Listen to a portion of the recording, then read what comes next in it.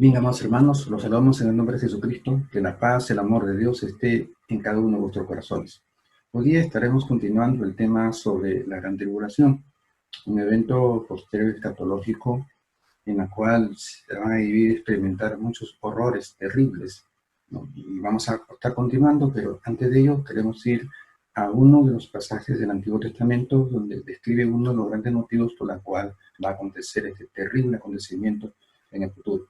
Vamos al libro de Isaías, capítulo 24, de versículos 3 hasta el versículo 6.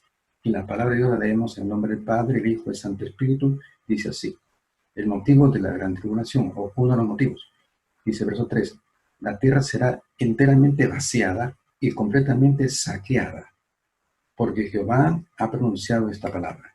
Se destruyó, cayó la tierra, enfermó, cayó el mundo, enfermaron los altos pueblos de la tierra. Y la tierra se contaminó bajo sus moradores, porque traspasaron las leyes, falsearon el derecho, quebrantaron el pacto sempiterno. Por esta causa la maldición consumió la tierra y sus moradores fueron asolados. Por esta causa fueron consumidos los habitantes de la tierra y disminuyeron los hombres. Esta es una palabra muy clave. Disminuyeron los hombres. O sea que todo ese aspecto de la humanidad, la gente de aquellos tiempos van a sufrir muerte por miles de millones, calculando y haciendo un cálculo posterior en el libro de Apocalipsis, según la revelación de Juan, donde vemos tres intervenciones, ¿no? Una intervención en la primera parte de la tribulación, en los 3 primeros años va la tercera parte de la humanidad, que son un número calculando 8.000 millones, 8.000 millones, ¿no? Pues ahí dice la Biblia que la cuarta parte de la tierra iba a experimentar, ¿no? Una muerte. Luego en la segunda parte de la tribulación, que son 3 años y medio, también van a haber dos partes, y en la primera parte donde va a haber una mortandad de la tercera parte de los habitantes, y después también otra parte donde la tercera parte de la humanidad va a ser desolada, aniquilada, muerta, quedando con un cálculo matemático sencillo de los 8.000 millones de personas en el mundo. Simplemente van a quedar 200 millones de personas, que va a ser una mortandad terrible. Eso es lo que está diciendo aquí. Permítanme leer nuevamente el versículo 6 del libro de Isaías 24 que estamos leyendo. Dice: por esta causa la maldición consumió la tierra y sus moradores fueron asolados. Por esta causa fueron consumidos los habitantes de la tierra y disminuyeron los hombres. Terrible acontecimiento posterior. Bien, vimos la primera parte de la gran tribulación en los capítulos 6 y 8 de Apocalipsis. Ahí vimos el deslacrado de los 7 sellos que hermetizaban los ayes y dolores de muerte en los 7 años de la ira de Dios. También pudimos apreciar a los 4 caballos apocalípticos, cuyos jinetes provocaron una serie de terribles fenómenos cósmicos y atmosféricos, hambruna y también su posterior canibalismo terrible, lo que estuvimos observando en la sesión pasada. Y vimos ahí un gran genocidio universal que provocaron una horrorosa psicosis social en el mundo entero. Todas esas cuestiones duras, los fenómenos atmosféricos, la caída de meteoritos, los terremotos, los tsunamis, los maremotos, etcétera, ¿no? La hambruna, todas esas cuestiones, las crisis pesqueras, agropecuarias, ganaderos, el hambre, la necesidad de hacer un pacto con Satanás mediante la bestia, mediante el anticristo, para ser sellados, tener una identidad que les permita comprar y vender, comercializar. Una terrible cuestión que causaba en el ser humano pues un efecto muy negativo, no solamente en el aspecto emocional, sino también psíquico. ¿no? Una psicosis social, pero a nivel universal, provocado por estas catástrofes, ¿no? Nunca antes experimentadas en la historia del mundo entero. Pero también cabe advertir que si la gran tribulación fue advertida por los profetas escatológicos, tales como Isaías, como Daniel, como Jeremías, como Ezequiel y Ageo, también podemos apreciar su tipo y sombra en los primeros 3 capítulos de Apocalipsis. Estos 3 capítulos de Apocalipsis describen parte de la situación de la iglesia en el primer siglo, en donde las 7 iglesias de Asia Menor sufrieron una tribulación durante 3 siglos. Y esas 7 iglesias, todos los conocemos, son Éfeso, Esmirna, Pérgamo, Teatira, Sardis, Filadelfia y Laodicea. Las 7 iglesias primitivas, iglesias, 7 iglesias grandes, o sea, la iglesia es una sola, pero se le denominó las iglesias en un sentido geográfico, la que estaba en Éfeso, la iglesia de Dios en Éfeso, la que está en Esmirna, así, etcétera, ¿no? Pero la iglesia era una sola, pero se ponían iglesia tal, ¿por qué? Por una denominación de contexto geográfico. Era una razón social, pero un contexto geográfico. Pero la iglesia es una sola. Pero vemos ahí 7 iglesias distribuidas, la iglesia distribuida en 7 lugares geográficos: Efeso, Esmirna, Pérgamo, Tiatira, Sardis, Filadelfia y también Laodicea. Y todas ellas experimentaron una terrible persecución por parte de Roma. Pero vamos a ir a la historia, vamos a ir de Apocalipsis capítulo 2, versículo 10, para conocer un poco más de estas cosas. ¿Por qué? Porque es importante conocer esto, porque si bien es cierto que los profetas escatológicos, como ya hemos enunciado, como lo son Ezequiel, Daniel, Jeremías, Ageo, ¿no? Todos ellos, ¿no? Profetizaron para la posteridad, ¿no? Los acontecimientos terribles, la angustia terrible de la gran tribulación. Pero también en el Nuevo Testamento encontramos evidencias, no solamente de profecías históricas, sino también escatológicas. Sí, ¿por qué? Porque en la misma historia, la misma experiencia que pasó, de tribulación que pasó, las iglesias de Asia Menor, por una tribulaciones, no gran tribulación, sino tribulaciones, ¿no? Persecuciones de parte de Roma, eran un tipo y sombra de la gran tribulación que iban a experimentar los judíos en la posteridad. Por eso es que decimos que no solamente encontramos evidencias escatológicas en los libros del Antiguo Testamento, por medio de los profetas escatológicos, sino que también encontramos en Juan, en la revelación, un tipo y sombra de lo que la iglesia judía iba a sufrir y experimentar en la posteridad, especialmente en el tiempo de la gran tribulación. Vamos a leer entonces de Apocalipsis capítulo 2, en el versículo 10. Dice: no temáis en nada lo que vas a padecer. He aquí el diablo echará a algunos de vosotros en la cárcel, para que seáis probados, y tendréis tribulación por 10 días. Sé fiel hasta la muerte, y yo te daré la corona de vida. Sé fiel hasta la muerte, y yo te daré la corona de la vida. O sea que tenían que morir. Sé fiel hasta la muerte. Hasta antes que te mueras, por la bota romana, por la espada romana, por el flagelo romano, por la crucifixión romana, antes que te mueras quemado por causa mía, sé fiel, yo te daré. ¿No? Es prácticamente, tenemos no una sentencia de muerte, no, sino una anticipación de muerte. Y Dios omnisciente conoce lo pasado, lo presente y lo futuro. Pero, ¿por qué fueron atribulados a esta iglesia? ¿Por qué le está dando un mensaje de esta categoría y naturaleza? Vamos a analizar algo interesante. Aquí dice el versículo 10 nuevamente: no temas en nada lo que vas a padecer. He aquí el diablo echará a algunos de vosotros en la cárcel para que seáis probados, y tendréis tribulación por 10 días. Esos 10 días son 10 porciones del tiempo. Esas 10 porciones de tiempo marcan 10 espacios cronológicos de carácter imperativo, o sea, 10 reinados, 10 emperadores, 10 emperadores.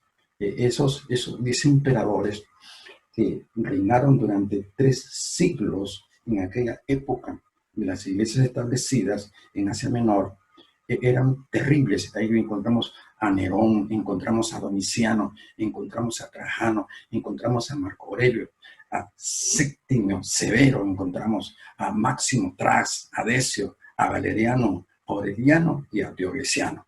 Eran 10 terribles, los más feroces emperadores en contra de la iglesia cristiana de aquellos tiempos. Pero ¿por qué fueron atribulados? Porque se negaron a adorar a los emperadores de turno. Roma respetaba el monoteísmo del judaísmo.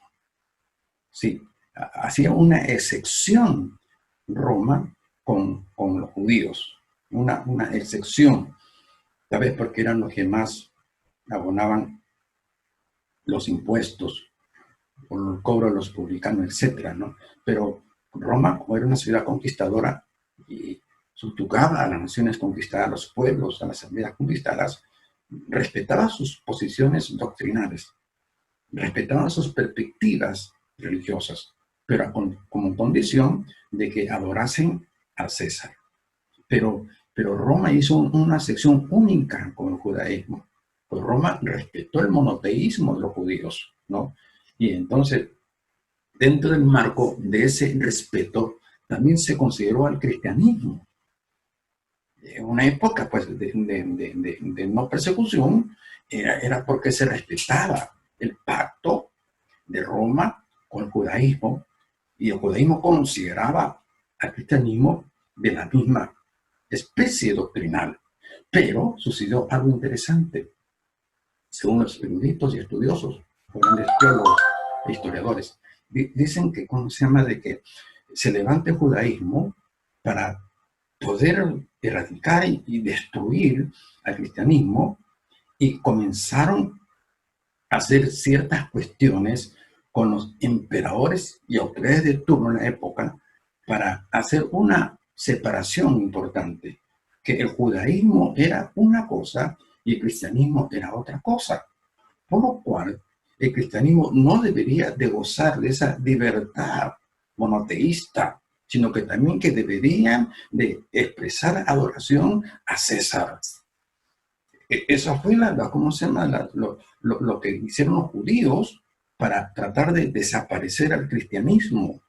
Entonces, se quejaron y expresaron al César de turno que el cristianismo no era judaísmo, que era una secta que no convenía a los propósitos sociopolíticos, militares, económicos y religiosos de Roma. ¿Por qué? Porque ellos aducían de que el cristianismo era una religión que estaba cambiando el carácter y la idiosincrasia bélica y guerrera y militar de los soldados de César. ¿Cómo era eso? Los historiadores dicen que se presentaban los judíos para atacar al cristianismo de esta manera, de un carácter político, diciendo de que los soldados de César estaban siendo acobardados porque el cristianismo estaba doctrinando y tratando con el carácter militar de los soldados de Roma. Porque cuando los soldados de Roma van a los conflictos, entonces ya no son eficaces militares. ¿Por qué? Porque se han convertido a una secta que les prohíbe no solamente matar al enemigo, sino que también amar al enemigo. Entonces esto alertó a las autoridades romanas. Y dijeron, bueno, pueden meterse hasta con César, pero meterse con los intereses políticos, socioeconómicos de Roma es intolerable. Porque están acobardando a los soldados. Los soldados ya no matan, los soldados ya no despojan, los soldados ya no trabajan para Roma, sino para ese tal Jesucristo, esa religión que traen los cristianos. Entonces, eso los judíos le metieron en la cabeza y el espíritu a las autoridades jerárquicas de Roma. Y entonces, más cuando ellos ya le dicen que era una secta separada del judaísmo, entonces ya no comenzaron a respetar el monoteísmo y el cristianismo, y se les exigió adoración a César. Y como los cristianos fieles, tenían un curioso, el Señor Jesucristo. Entonces, ellos dieron su vida, los verdaderos cristianos dieron su vida sabiendo que que iban a experimentar muerte. Sé fiel hasta la muerte y yo te daré la corona de vida. Lo que está pronunciando aquí, lo que estamos leyendo, ¿no? Entonces, esa persecución, y fueron atribulados esas iglesias porque se negaron a adorar a los emperadores de turno, ¿no? Ya hemos visto la historia, ya la conocemos ahora, de que Roma respetaba el monoteísmo judaísmo, y dentro de ese marco respetaban el cristianismo porque pensaban de que cristianismo y judaísmo eran una misma rama. Pero los judíos dicen, no, señor, vamos a hacer una diferencia. No confundan Ona con Shana. Así que el judaísmo es una cosa, el cristianismo no, es una secta que es contraria a los intereses socioeconómicos, políticos y religiosos de Roma. Entonces, cuando Roma ya entiende el asunto, entonces le corta el privilegio de una adoración monoteísta al cristianismo y lo obligan a adorar a los césares, a los reyes de Roma, a los emperadores. Ahí comienza el asunto de la persecución.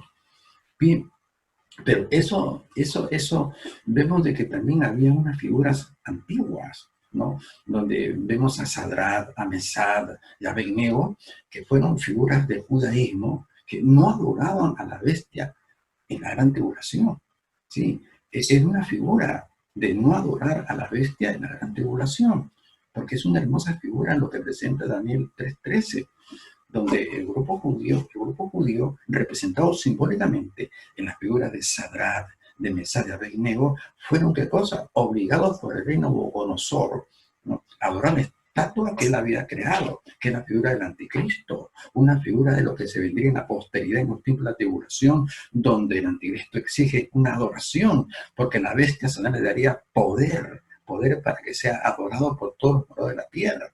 Y el que no lo adorase, pues afuera. Muerte, despojo, destierra, etcétera, etcétera, etcétera. Pero vamos un momentito a ver esa hermosa figura de la gran tribulación, esa figura de cómo los judíos que van a ser prácticamente salvos de la gran tribulación son aquellos que tenían el espíritu judío de Sadrad, de Mesad, de Abednego, en los tiempos de la oración a una figura profética y escatológica del anticristo. Daniel capítulo 13. Daniel capítulo 13.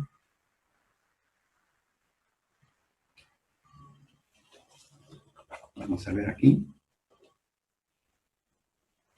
una figura muy interesante. Encontramos aquí Daniel 13, 3, perdón, disculpe usted. Ajá. Dice aquí,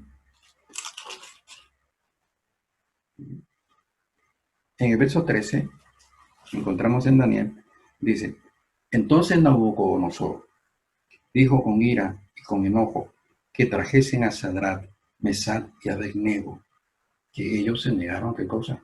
A adorar a la imagen que había creado Nabucodonosor. Se enojan con gran ira, como dice Apocalipsis, cuando el anticristo se va de ira, porque había gente que no estaba dispuesta a adorarlo, mucho menos a sellarle. Entonces seguimos en el 15. Ahora pues, cuando los encuentra ellos, ¿estáis dispuestos para que al oír el son de la bocina, de la flauta, del tamboril, del arpa, del salterio, de la zampoña y de todo instrumento de música, os postréis y adoráis la estatua que he hecho? Versículo, ahora seguimos adelante, porque si no la adoráis, en la misma hora seréis echados en medio de un horno de fuego ardiendo. ¿Y qué Dios será aquel que os libre de mis manos? 16, perdón. Sadrad, Mesad y Abednego respondieron al rey Nabucodonosor diciendo, no es necesario que te respondamos sobre este asunto. He aquí nuestro Dios a quien servimos puede librarnos del horno de fuego ardiendo, y de tu mano, oh rey, nos librará. ¿Ve? Entonces, vemos una hermosa figura de esos judíos que en la gran tribulación no van a adorar a la bestia, no van a adorar al anticristo, no van a adorar a Satanás, que van a ser fieles a Jesucristo. muy fieles. Y esta fidelidad, este espíritu de Sadrach, de Mesach, de Abednego, judíos, ¿no?, que no adoraron a la estatua del rey. Es como el rey en la gran tribulación, el rey maligno, Satanás, el dragón, fue el que le da poder a la bestia, al anticristo, para que lo adoren en la tierra. Así también Nabucodonosor se presenta como un tipo de Satanás que levanta un anticristo, una estatua, para que la gente pues lo adore. Son figuras escatológicas. Vemos una hermosa figura de fidelidad en Sadrach, Mesach y Abednego. Esa fidelidad que se manifestará en el tiempo de la tribulación, cuando muchos judíos se van a arrepentir. Muchos judíos van a decir: nuestros pasados, y nosotros heredamos un terrible sentimiento y pensamiento herético de no confesar a Jesucristo como el Hijo de Dios, como el Mesías, como el Salvador. Pero habrá consecuencias, porque tendrán que pagar con mucha tribulación ese caso error, no solamente de la antigüedad, sino del tiempo posmoderno. Porque hasta ahora hay judíos que no creen en el Mesías, que están esperando el Mesías. Tal vez estén esperando la segunda venida de Cristo, pero no es así. Bien, entonces, volvamos nuevamente al libro de Apocalipsis, porque estamos viendo en el libro de Apocalipsis, en el Nuevo Testamento, figuras escatológicas que hablan, que anticipan la gran tribulación que iba a experimentar el pueblo del Señor. Como también están experimentando aquí una tribulación, pero de carácter menor, que esa tribulación fue histórica. Pero dentro del marco de esa profecía, de esa secuencia, también hay un mensaje escatológico, porque reiteramos y repetimos que las experiencias de tribulación que experimentaron las 7 iglesias de Asia Menor, de Efeso, de Mirna, de Pérgamo, de Tiatira, de Sardis, Filadelfia y la Odisea, era un anticipo de lo que vendrían en la posteridad, en el futuro, en la gran tribulación. Nuevamente vamos a Apocalipsis capítulo 2, en el versículo 10. Dice aquí el mensaje a Esmirna, dice el prefacio, ¿no? Esmirna era un puerto muy rico, una ciudad muy próspera.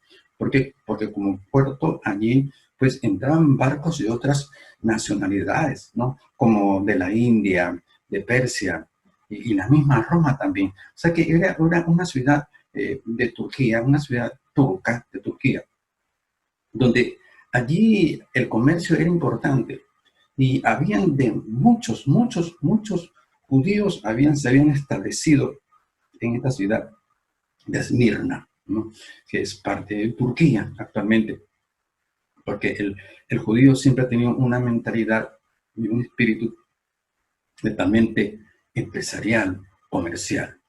Por lo tanto, existiendo una población judía muy importante, cuando tal vez la iglesia de Éfeso, que era una iglesia de muchas obras, en la cual era direccionada por el apóstol Pablo, que dejó muy buena escuela en esa iglesia de Éfeso, una iglesia netamente misionera que se esparcía por todo lugar, especialmente por Asia Menor, para predicar el evangelio.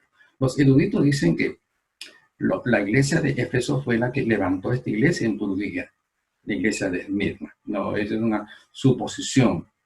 Es una suposición de eruditos, de grandes teólogos y arqueólogos también, que han hecho investigación, etc. Bien, pero allí la ciudad de Esmirna era una ciudad donde había una importante población judía. Y ahí se levanta la palabra de Dios. Ahí se levanta, en Turquía. Entonces vemos ahí de que la iglesia en Esmirna era una iglesia netamente judía, netamente judía. Entonces, a esta iglesia judía, porque vamos a tomar en cuenta algo, la iglesia judía cristiana y la iglesia gentil cristiana es lo mismo, porque adoran a un mismo Señor, pero hay una cierta diferencia etnográfica, racial, que es muy importante considerar, porque ese es el punto que vamos a hablar de aquí, para especificar y avanzar la figura escatológica de esta tribulación histórica, como tiene un contexto de tribulación escatológica, de gran tribulación. Pues es importante y dar datos etnográficos culturales, hacer uso de la etnografía, que es el estudio de la cultura de la ciudad, de las naciones, para investigar y llegar a una idea concreta y basada en historia y en la palabra de Dios. Entonces, vemos aquí que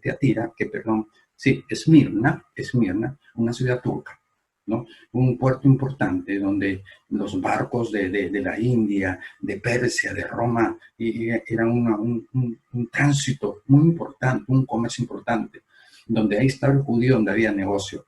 Y esa ciudad de Esmirna, pues había una gran población de judíos. Y dentro del marco de esa población hay conversiones por la obra misionera de otros hermanos, quizá de la iglesia de Jesús. Entonces se convierte, y la iglesia era netamente judía, eran judíos mesiánicos, o sea, judíos convertidos al cristianismo. Bien, entonces es allí donde vemos acá que ellos son obligados a adorar a César, pero los judíos fueron fieles. Aquí muchos judíos no traicionaron a Jesucristo, a pesar de que ya hemos visto ya, no como históricamente, como Roma respetaba el monoteísmo del judaísmo, pero los judíos mismos ya marcaron una diferencia. Entonces, cuando observaron los romanos y le dieron razón a los judíos, entonces le quitaron ya esa libertad monoteísta al cristianismo y les obligaban ahora a adorar a César. Y iban por las casas porque eran según los eruditos, cómo colaboraba los judíos con Roma para destruir el cristianismo, porque ellos en la noche señalaban a los soldados, ¿no?, las casas de donde vivían los cristianos, los judíos convertidos y también los judíos gentiles convertidos, y ponían una cruz a la inversa en el dintel, en la parte derecha de la puerta, de noche y madrugada. Aquí vivían los cristianos. Entonces al día siguiente iban los soldados romanos, tocaban la puerta, abrían la puerta a los cristianos, y el soldado romano ponía la mano en el pecho y la mano en alto y decía: Curios Caesar. Curios en griego es Señor, pero Señor Curios en su tiempo tenía un contexto de deidad, un contexto divino, y Caesar es César. Prácticamente el romano, cuando le ponía el saludo así al cristiano que abría la puerta y decía Curios Caesar, le está diciendo: César es el Dios. Entonces tenía que contestar para salvar su pellejo el cristiano, tenía que aceptar: sí, Curios Caesar, sí, César es Dios. Pero había cristianos, como estos cristianos de la ciudad de Esmirna y de Filadelfia, se caracterizan por su fidelidad. Cuando los romanos decían Curios Caesar, ellos decían: no, Curios Jesús. Curios Jesús. Jesús es el Señor. Jesús es Dios, nuestro Dios. Entonces, esos cristianos valientes, ¿no?, que dieron su vida hasta la muerte, sabiendo que le venía muerte terrible, por despreciar la aparente deidad del emperador para aceptar la deidad de Jesucristo. Y fueron llevados a los coliseos romanos, fueron quemados vivos, fueron despedazados por los leones, fueron quemados achicharrados, fueron cremados en vida. Fue terrible, fue terrible. Entonces, en ese contexto de la tribulación histórica que experimentó la iglesia cristiana en los tiempos, en los lugares de Asia Menor, la experimentaron los fieles. Fueron quemados, carbonizados, crucificados, comidos por los leones, quemados, etcétera, ¿no? Era una figura de lo que iba a acontecer. Tenía un contexto escatológico que apuntaba hacia la gran tribulación, donde a este pueblo judío, esta iglesia judía, ¿no?, que estaba aquí en Esmirna, le está diciendo: sé fiel hasta la muerte. No solamente le está advirtiendo, en la revelación apocalíptica, está advirtiendo un acontecimiento histórico que ya fue, sino que le está advirtiendo de un acontecimiento postrero escatológico de la gran tribulación, en la cual le dice: sé fiel hasta la muerte y yo te voy a dar corona de vida. ¿sí? Al pueblo judío. ¿Y cuál era la iglesia gentil convertida a Cristo? Bien, vamos un momentito aquí a la otra parte, en el capítulo 3, en versículo 10. Vamos aquí en la iglesia de Filadelfia. ¿Sí? La iglesia de Esmirna, una iglesia netamente, según los historiadores eruditos, judía, de mayor peso judío, que está representando al judaísmo mesiánico, que en un sentido histórico representaba la iglesia que sufrió la persecución de los emperadores romanos. Pero en un sentido escatológico está apuntando a la iglesia judía que va a sufrir la gran tribulación. Pero en cambio la iglesia de aquí, de Filadelfia, era una ciudad de congregantes griegos convertidos a Jesucristo. O sea que mientras que la iglesia de Esmirna, una iglesia étnicamente racial de raza judía, pues la iglesia de aquí, de Filadelfia, es una iglesia gentil convertida a Jesucristo, donde marca dos cuestiones muy diferentes e importantes resaltar de diferencia. ¿Por qué? Porque mientras que la iglesia de Esmirna era una iglesia judía en la cual se está profetizando escatológicamente la gran tribulación para ellos, aquí hay una iglesia gentil convertida a Cristo que no va a experimentar la gran tribulación. Veamos por qué. Bien, acá nos dice, verso 10, el mensaje a la iglesia de Filadelfia. Por cuanto has guardado la palabra de mi paciencia, yo también te guardaré de la hora de la prueba que ha de venir sobre el mundo entero. Ojo, no le está diciendo que le va a guardar la tribulación histórica, sino que lo iba a guardar de la tribulación posterior escatológica. De eso vamos a explicarlo después. Aquí, la iglesia de Filadelfia se encontraba en el mero corazón de Grecia, ¿no? En el corazón de Grecia estaba la iglesia de aquí de Filadelfia. No eran judíos de raza, eran griegos paganos convertidos a Jesucristo. Sí, y el mensaje aquí está hablando en un contexto de rapto para evitar la gran tribulación. ¿Por qué? Hagamos un poco de semántica y morfología de la palabra. Vamos a observar por qué. Dice, versículo 10.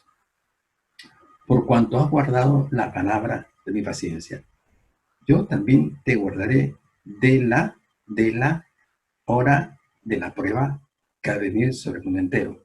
La hora de la prueba se refiere a la gran tribulación. Dice, yo te guardaré de la hora de la prueba que ha de venir sobre el mundo entero. La palabra clave aquí es aquí donde dice de. No dice en, sino de.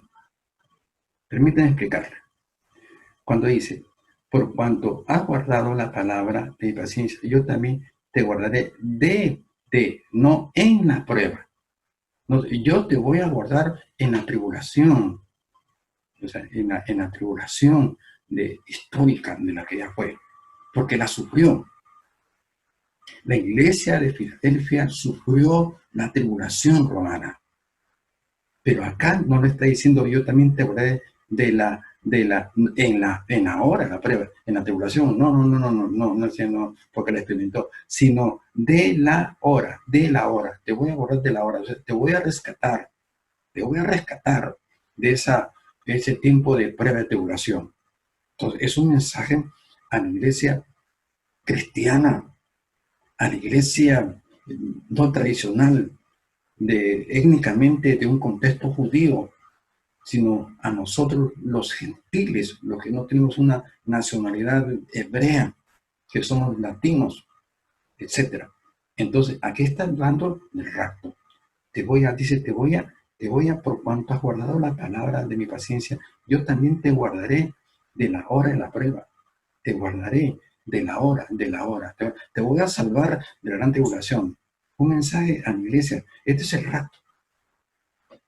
El rapto de Dios a su iglesia. en el tiempo posterior, para guardarnos de la hora de la gran tribulación, del tiempo de la gran tribulación. Por lo tanto, vemos aquí, en estos primeros 3 capítulos de Génesis, figuras históricas y escatológicas que apuntan de la tribulación y de la gran tribulación. Es algo un poco más rico de que lo expresaron los profetas escatológicos como Daniel, Ezequiel, Jeremías, Ageo, etc. Bien, entonces vemos aquí algo interesante, como los primeros 3 capítulos de Apocalipsis pues ponen una figura de lo que sería posteriormente también, ¿no? La gran tribulación que experimentarían el pueblo judío.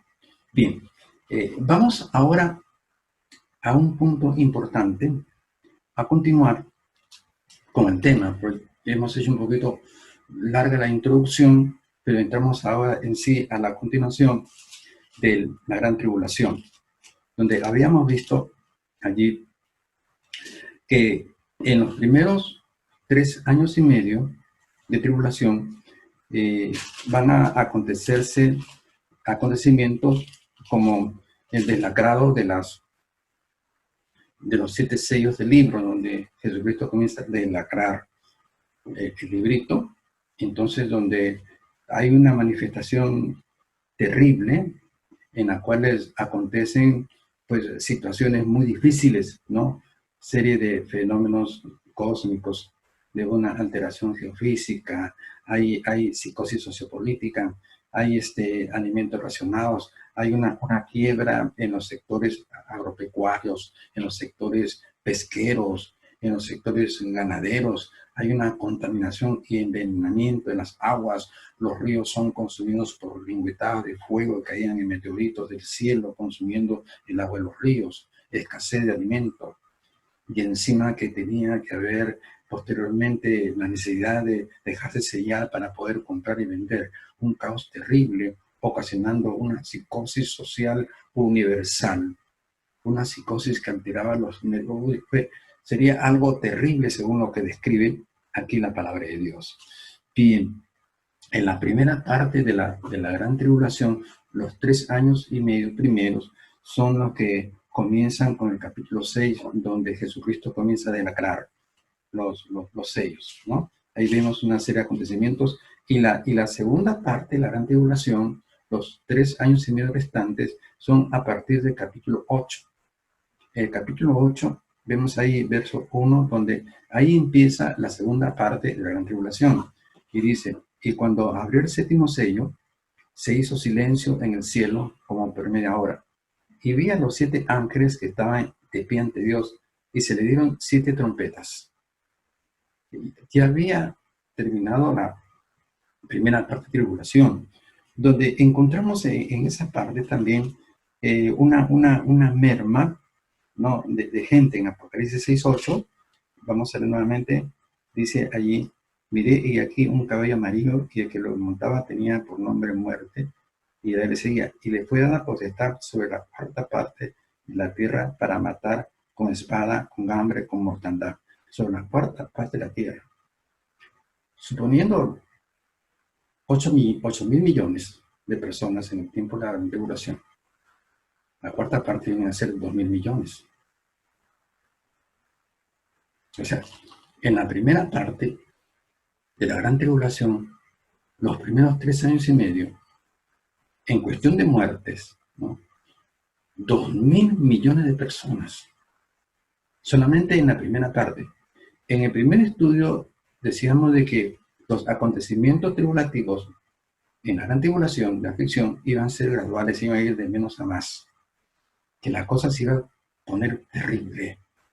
Y en la segunda parte de la gran tribulación encontramos cosas más desesperantes, más angustiosas, ¿no? Donde ya la gran tribulación entra en su punto culminante, entra a crear prácticamente hace una metástasis tribulacional, se llega a un clímax máximo de tribulación inexplicable, porque solamente podemos leer la historia, sacar deducciones, pero esta deducción queda corta. Es como lo que decía el profeta Isaías, en Isaías 53, del verso 3, que Jesucristo sería varón de dolores, experimentó en quebranto, sí, pero esa prácticamente está haciendo una narración, no está narrando en detalle todo el sufrimiento y la experiencia en quebranto. Así también los escritores también narran, pero no se pueden describir totalmente la historia o la escatología al detalle, no. Simplemente ocurrimos a la imaginación, pero suficiente con lo que está narrando la historia. Suficiente que será un segundo tiempo de la gran tribulación donde comienzan a incrementarse más los sufrimientos sobre el pueblo, sobre el mundo entero, donde la ira de Dios cobra su máximo esplendor, por decir así, su máximo potencial en la segunda etapa de la gran tribulación, o sea, los segundos 3 años y medio, donde se ve, dice que cuando abre el séptimo sello, cuando Jesucristo deslacra el séptimo sello, dice, sigue en silencio y vio a 7 ángeles que estaban de pie ante Dios, que salieron 7 trompetas. Y aquí vienen las trompetas, ¿no? Cuando observamos ahí la crisis agropecuaria, ¿no? Ahí en el versículo 7, el primer ángel tocó la trompeta, y hubo granizo y fuego, mezclados con sangre que fueron lanzados sobre la tierra. La tercera parte de los árboles se quemó y se quemó toda la hierba verde, o sea, una ruina agropecuaria, ¿no? El segundo ángel tocó la trompeta como una gran montaña ardiendo en fuego, fue precipitada en el mar. ¡Ja! Y la tercera parte del mar se convirtió en sangre. Y murieron la tercera parte de los seres vivientes que están en el mar. La crisis pesquera, terrible. Alimentos escasos, muy escasos. Y obviamente muy caros. Y encima dejar de sellar para comprar. Terrible, ¿no? Luego vemos aquí, en el verso 11, el tercer ángel dice, y el nombre de la estrella es ajenco, y la tercera parte de las aguas se convirtió en ajenco. Y muchos hombres murieron a causa de estas aguas, porque hicieron tóxicas, envenenadas. Acá dice, muchos hombres murieron a causa, o sea que el agua contaminada, escasez de agua y agua contaminada que había. Porque mucha gente, crisis económicas, financieras, comerciales, agropecuarias, pesqueras, etcétera. Terrible, terrible. Y luego vemos aquí, en el versículo 12, el cuarto ángel, donde la tercera parte del día y así mismo de la noche, dice que no hubo luz. No había luz solar, ni tampoco luz lunar. Tinieblas, penumbra, oscuridad, total. Total. Aquí está haciendo, ¿no? Entonces, en el 13 nos quedamos en la última parte de la primera sesión, cuando leemos y dice, y miré y oí al ángel volar por medio del cielo, diciendo a gran voz, ay, ay, ay, de los que moran en la tierra, a causa de los otros toques de trompeta que están para sonar los 3 ángeles. Ay, ay, de los que moran en la tierra, dice, a causa de los otros toques de trompeta que están por sonar los 3 ángeles. O sea que habrían 3 ayes más, dolores, angustias, juicios. El ay tiene un contexto de juicio, de dolor, de tormento, etcétera, de castigo. Capítulo 9, verso 1 dice, el quinto ángel tocó la trompeta y vio una estrella que cayó del cielo a la tierra, y se le dio la llave del pozo del abismo, abrió el pozo del abismo y subió humo del pozo como humo de un horno, y se oscureció el sol y el aire por el humo del pozo. Y del humo salieron langostas sobre la tierra, y se les dio poder como tienen poder los escorpiones en la tierra, o sea, los seres demoníacos. Seres demoníacos. La cosa se está poniendo un poco peor. Crisis económica, persecución, muerte, escasez, hambre y encima seres demoníacos lanzados por el dragón, por Satanás. ¿Y qué harían estos seres demoníacos, estas langostas? Seguimos leyendo. Estamos en el capítulo 9 de Apocalipsis. Veamos verso 4. Dice, y se les mandó que no dañasen a la hierba de la tierra, ni a cosa verde alguna, ni a ningún árbol, sino solamente a los hombres que no tuviesen el sello de Dios en sus frentes. Nuevamente 4. Se les mandó que no dañasen a la hierba de la tierra, ni a cosa verde alguna, ni a ningún árbol, sino solamente a los hombres que no tuviesen el sello de Dios en sus frentes. Y se les fue dado que no los matasen, sino que los atormentasen 5 meses. Y su tormento era como tormento de escorpión cuando hiere al hombre. En aquellos días los hombres buscarán la muerte, pero no la hallarán, y ansiarán morir, pero la muerte huirá de ellos. Una persecución muy dolorosa, ocasionada por estas langostas satánicas, infernales, seres demoníacos, que incluso muchos intentarán suicidarse, se meterán un tiro, un disparo en la cabeza y la muerte no la va a tocar. Van a consumir veneno en ese espacio, ¿no? Esas aguas tóxicas se la van a tomar, pero no hará efecto esa agua tóxica. Ese veneno no va a ocasionar muerte, la muerte huirá, porque tienen que experimentar durante 5 meses ese terrible dolor experimentado por a través de estos seres satánicos y demoníacos. Que muchos van a querer suicidarse, pero la muerte va a huir de ellos, dice, al medio de la palabra de Dios. Verso 6 nuevamente. En aquellos días los hombres buscarán la muerte, pero no la hallarán, y ansiarán morir, pero la muerte huirá de ellos. La muerte huirá de ellos. La muerte, no te conozco. No te conozco. Ametrállate, suicídate, ahórcate, envenenate, no pasa nada. Sufre, peruano, sufre. Sí, el aspecto de las langostas era semejante a caballos preparados para la guerra. En las cabezas tenían como coronas de oro. Sus caras eran como caras humanas. Tenían cabello como cabello de mujer. Sus dientes eran como de leones. Tenían corazas como corazas de hierro. El ruido de sus alas era como el estruendo de muchos carros de caballos corriendo a la batalla.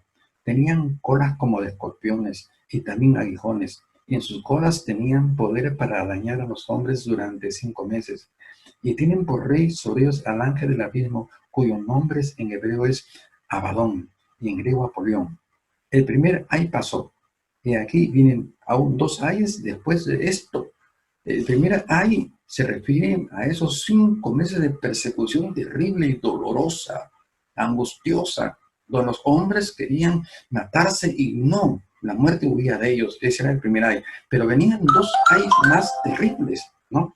Dice, el sexto ángel, dice el verso 13, tocó la trompeta y oí una voz de entre los 4 cuernos del altar de oro que estaba delante de Dios, diciendo al sexto ángel que tenía la trompeta, desata a los 4 ángeles que están atados junto al gran río Éufrates.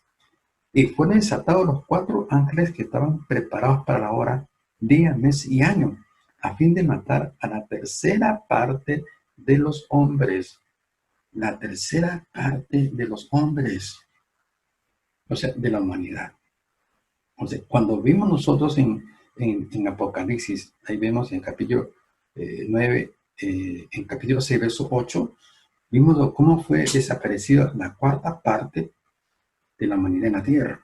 O sea, de los 8,000, supuestamente 8,000 habitantes en los tiempos hipotéticamente de la tribulación, solamente al destruir la 4ª parte, entonces nos encontramos con un número muy importante de muertos, muy importante de muertos.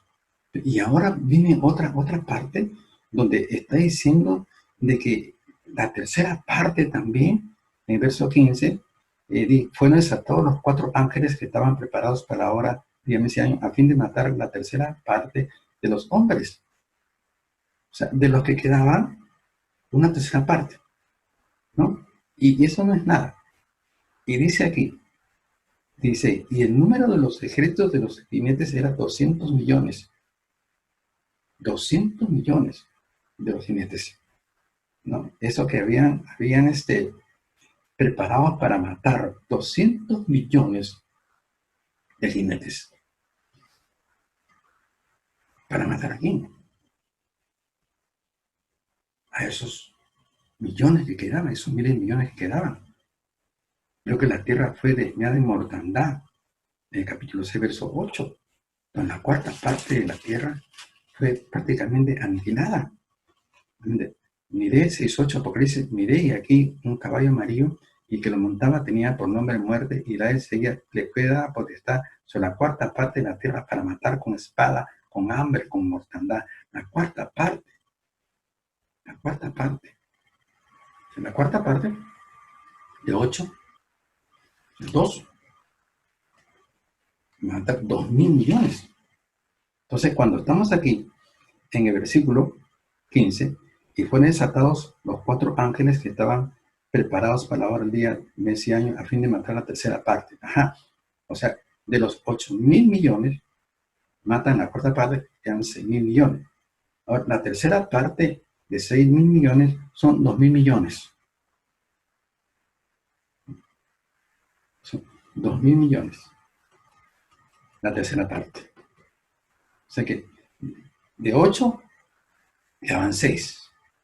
Ahora, de las 6, la tercera parte es muerta, son 2, quedan 4. Y seguimos leyendo en el versículo 18. Por estas 3 plagas fue muerta la tercera parte de los hombres, por el fuego, el humo y el azufre que salía en su boca. O sea, otra tercer diezmo.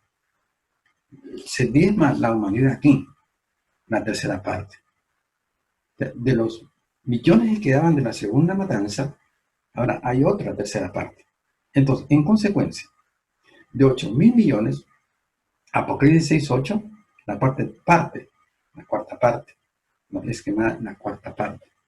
De los 8 millones, la cuarta parte. Son 2, digamos 6 millones. De los 6 millones, se aparte 2. Y ahora entra acá. De los 2.000 millones que quedaban, la tercera parte. Multipliquemos los 2.000 millones entre 3.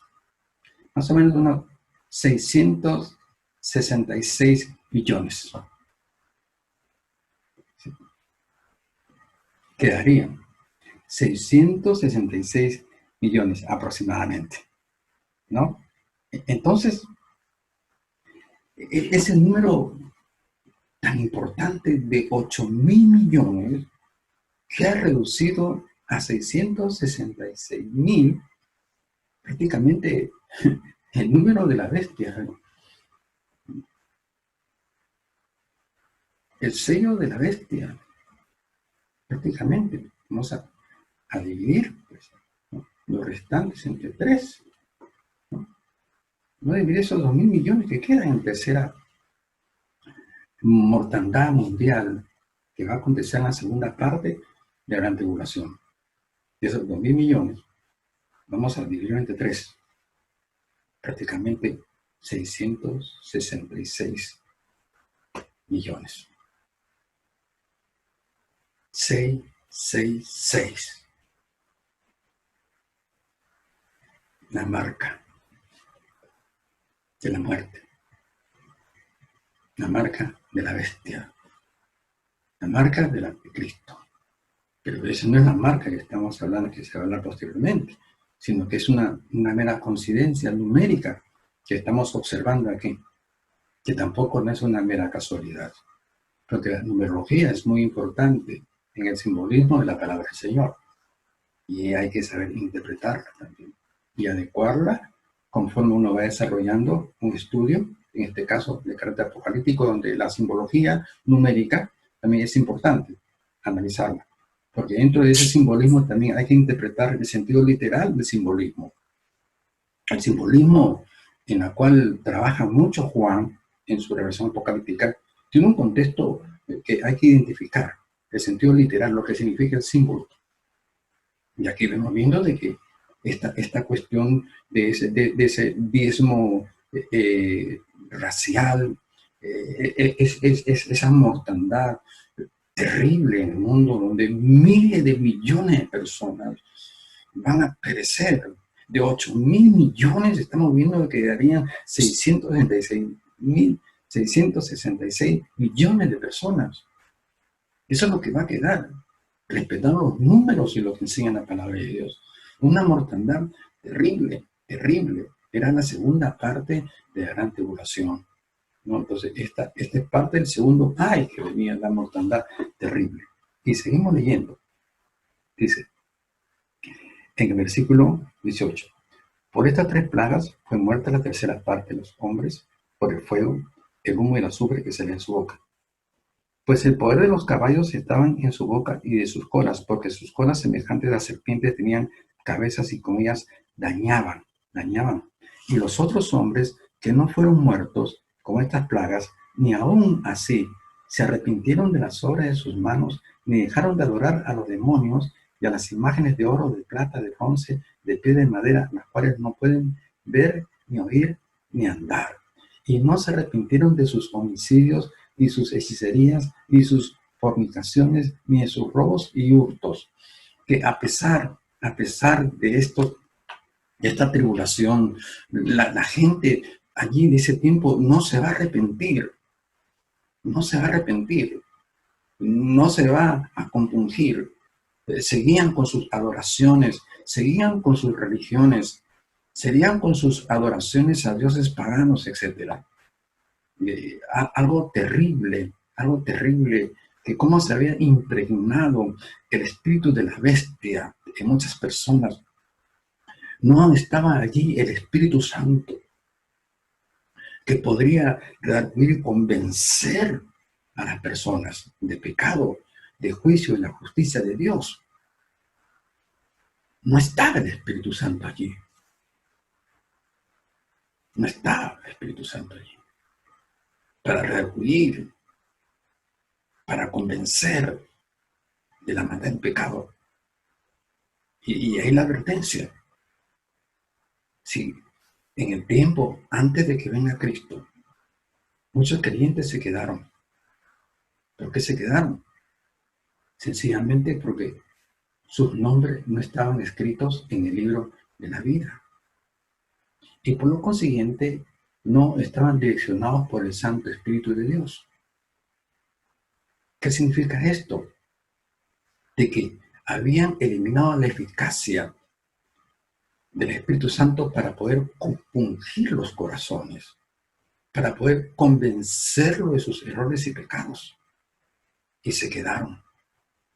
Si ellos con el Espíritu Santo de Dios en el tiempo de gracia despreciaron al Espíritu Santo y sin ellos pues se quedaron por eso, sin Espíritu Santo en la gran tribulación lo que se quedan va a ser dificilísimo, porque acá lo dice, verso 20, capítulo 9 dice, y los otros hombres que no fueron muertos con estas plagas ni aún así se arrepintieron de las obras de sus manos. No se arrepintieron. ¿Y cómo terminaron?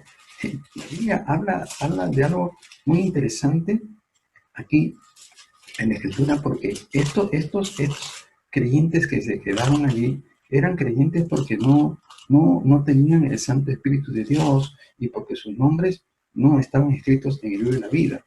Entonces, esta parte de aquí es muy importante para advertir a la iglesia de lo que los tiempos posteriores en la tribulación, la iglesia que se queda, que no es arrebatada, que no es raptada, pues va a ser muy difícil, imposible casi. No encuentro yo un dato clave en Apocalipsis o los libros históricos o proféticos que me digan de que los que se quedan en el rapto van a alcanzar una gracia posteriormente.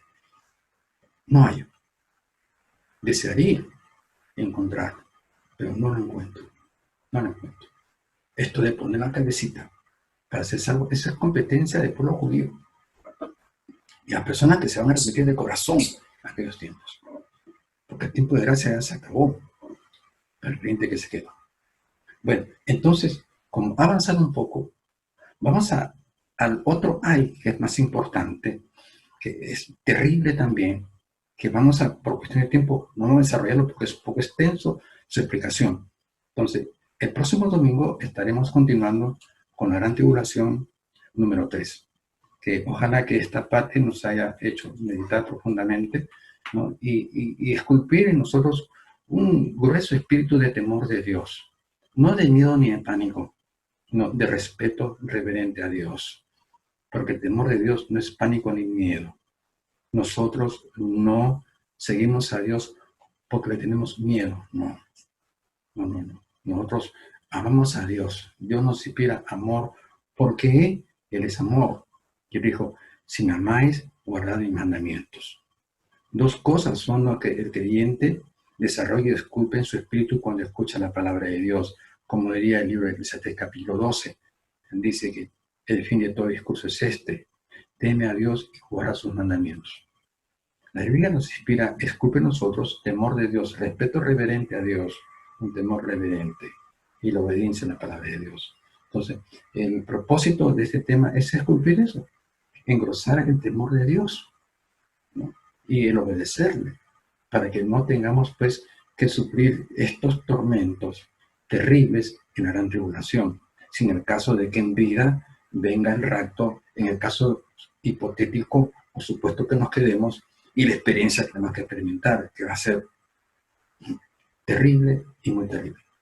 Entonces, los esperamos el próximo domingo para continuar con la gran tribulación número 3. Gracias, Dios te bendiga.